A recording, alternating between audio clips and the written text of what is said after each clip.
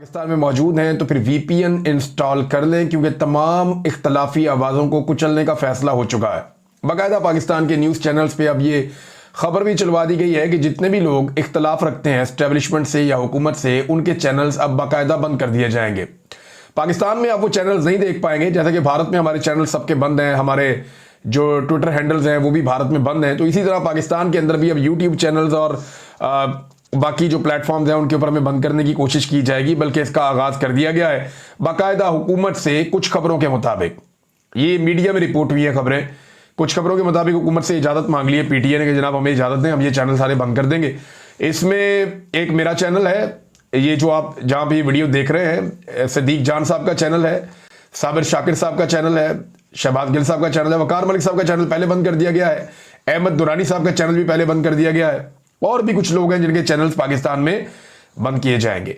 अब ये खबर पाकिस्तान के मीडिया में चलवाई गई है, इसकी तस्दीक हो जाएगी आने वाले वक्त में, लेकिन पहले ही हम फायरवॉल की जद में हैं, यानी डिफरेंट टेक्निकल तरीकों से हमारी वीडियोस को पहले ही रोका जा रहा है, उसकी रीच को कम किया जा रहा है, लोग उस वीडियो को देख ना पाए, सुन ना पाए, इसका बंदोबस्त किया जाता है पाकिस्तान में।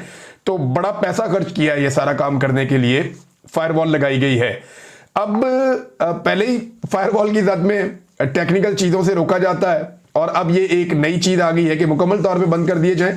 आप वीपीएन के जरिए से हमारी ये वीडियोस देख पाएंगे, जो वीडियोस हम करेंगे, और इससे सोच तब्दील नहीं होगी। ये जो लोग ये तजर्बा करने जा रहे हैं ना, ये कान खोल के सुन लो। मैं पहले भी यही करता था, अब भी यही करता हूं, आइंदा भी यही करूंगा। मेरी सोच को आप बदल नहीं सके। 5 महीने आपने मार मार के मेरी हालत बिगाड़ के रख दी, लेकिन मैंने अपनी सोच, मेरी वही है, वही काम कर रहा हूं, वैसे ही काम कर रहा हूं।